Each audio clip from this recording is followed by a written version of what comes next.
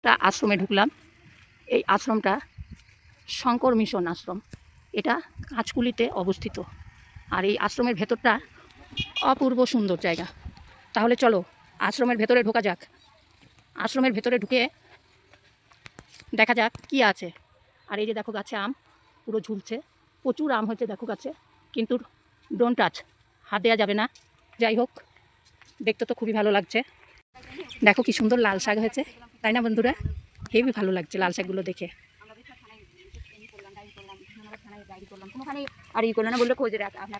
এই যে সেই মন্দির, কিন্তু দুঃখের বিষয় মন্দিরের গেট বন্ধ, আমি দেখাতে পারলাম না মন্দিরের ভেতরটা। যাই হোক, ঠাকুর সব জায়গায় একইভাবে বিরাজমান করে, মন্দিরের ভেতরটা দেখাতে পারলাম না, কিন্তু বাইরেরটা দেখেও অনেকটা মনটা ভালো হয়ে যাবে। দেখো কি সুন্দর জায়গা, ও অসাধারণ অসাধারণ, খুব সুন্দর, খুবই সুন্দর। মন্দিরের ভেতরে বন্ধ আছে,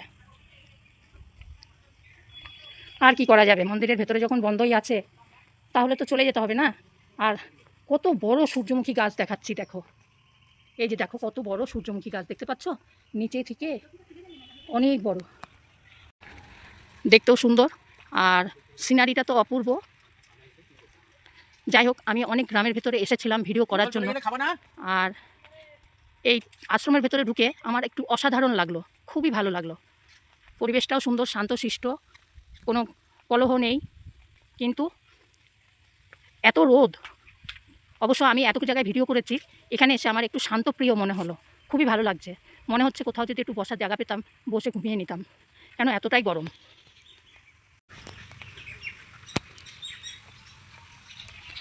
এই যে দেখো, স্বাগতম নেতাজি সুভাষচন্দ্র বসু। অসাধারণ অসাধারণ একটা ভিউ, একটা দৃশ্য আমি তোমাদের সামনে তুলে ধরলাম।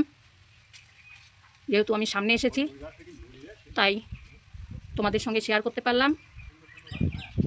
আর এখানে আসলে কারোর ইচ্ছা হবে না বাড়ি যাই, কেন বাড়ির থেকে স্বর্গ শান্ত শিষ্ট জায়গা এইটা, একদম অপূর্ব শান্ত জায়গা, খুবই ভালো, খুবই সুন্দর। ক্যা নাজারা হ্যায় দোস্ত, খুব ভালো লাগলো। এত সুন্দর জায়গা না আসলে বোঝা যায় না, আমরা বাড়ির চার দেওয়ালের মধ্যে থাকি তো, তাই আমরা বুঝতে পারি না বাইরের পরিবেশটা এত সুন্দর হতে পারে। সত্যিই অসাধারণ। এখানে গরম বলে কী জিনিস তুমি বুঝতে পারবে না, ঠান্ডাই ঠান্ডা, একদম শীতল বাতাস বইছে।